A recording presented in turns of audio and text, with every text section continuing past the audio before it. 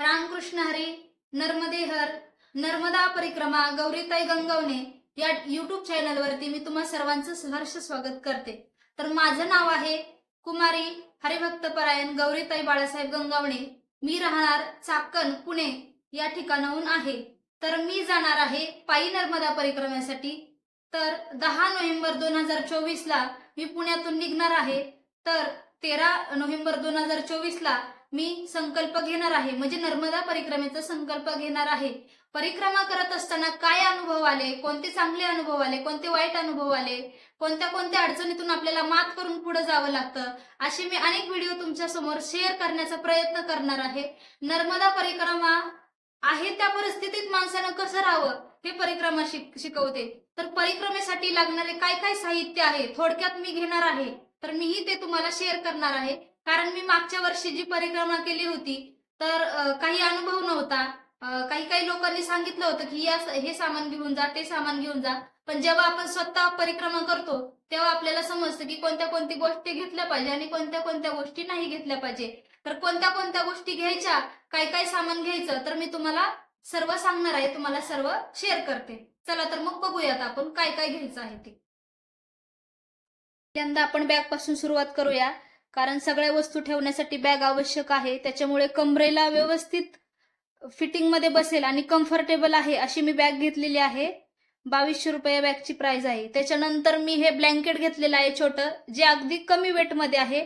Sleeping bag घेतली नाही, तर त्याचं कारण असं आहे की डिसेंबर जानेवारी पर्यंत थंडी असते, त्याच्यानंतर मग ऊन वाढायला लागतं आणि गरमी व्हायला सुरुवात होते। तर मग ते 1-2 किलोचं वजन घेऊन आपण चालू शकत नाही, तर त्याच्यासाठी मी हलकी एक ब्लँकेट घेतलेली आहे। त्याच्यानंतर हा स्पार्क्सचा सँडल घेतलेला आहे, जो स्पंचिंग वाला आहे आणि कम्फर्टेबल असं त्याने चालता येतात, पायाला कुठल्याही प्रकारचे फोड येत नाही। त्याच्यानंतर ही मी कमरेची बॅग घेतलेली आहे, ज्याच्यामध्ये आपण मोबाईल ठेवू शकतो, पेन ठेवू शकतो, पैसे वगैरे काही छोट्या मोठ्या वस्तू असतात त्या आपण ठेवू शकतो। त्याच्यानंतर परिक्रमामध्ये चालताना छोट्या मोठ्या खेड्यागावातून लहान मुलं येतात, त्यांना चॉकलेट देण्यासाठी आपण इथं वरती चॉकलेट ठेवू शकतो। त्याच्यानंतर मी हा एक पाऊच घेतलेला आहे, त्याच्यामध्ये कंगवा, आरसा किंवा काही ज्या आपल्या छोट्या वस्तू असतील आपण त्या ठेवू शकतो। त्याच्यानंतर मी हे लेगिन्स घेतलेली आहे, सिल्कचीच लेगिन्स घेतलेली आहे, हलकी आहे, कम्फर्टेबल, त्याने व्यवस्थित असं चालता येईल। त्याच्यानंतर मी हे सॉक्स घेतलेले आहेत, हलके आहेत एकदम।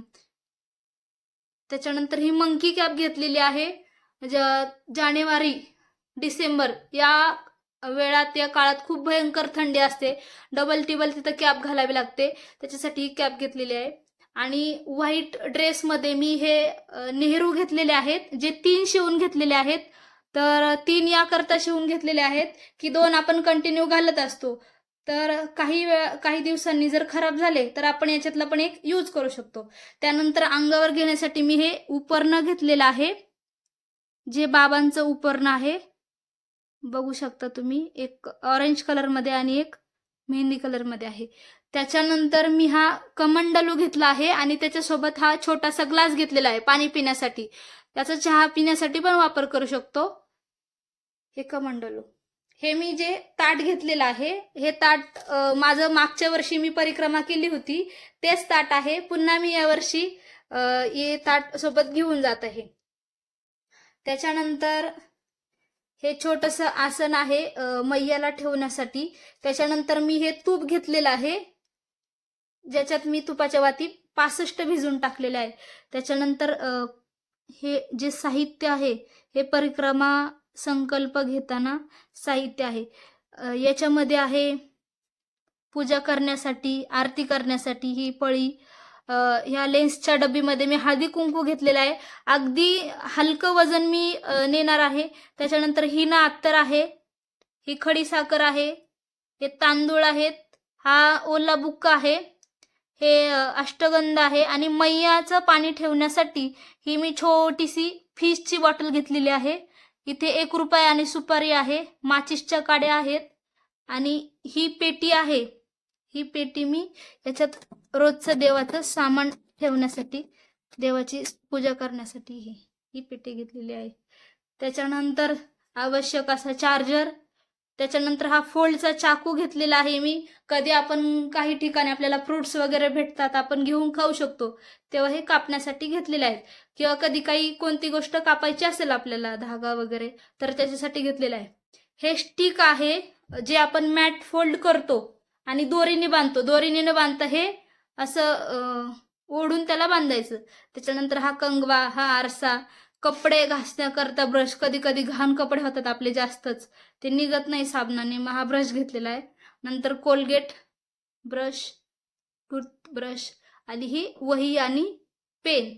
ज्या ज्या ठिकाणी आपण आश्रमात थांबू, जिथले आपल्याला अनुभव येतील, आपण या वहीमध्ये लिहू शकतो.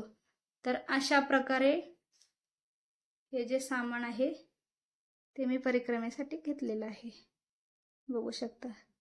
अगदी थोडक्यातच साहित्य घ्यायचं आहे, कोणत्याही प्रकारचं ओझं घेऊन जायचं नाही, आपल्यालाच त्रास होतो. मागच्या वेळी मी परिक्रमा केली पायी. पहिल्याच दिवशी मी सगळं सामान काढून त्या आश्रमात ठेवलं होतं, त्याच्यामुळे मला चांगलाच अनुभव आलाय.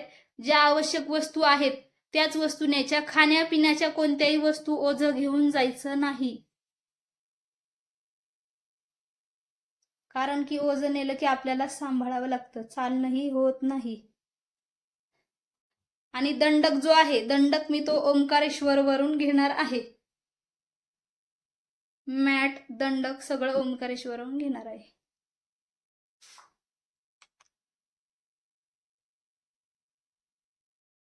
सर्वांनी पाहिलंच असेल की मी नर्मदा परिक्रमेसाठी लागणारे थोडक्यातच साहित्य घेतलेले आहे.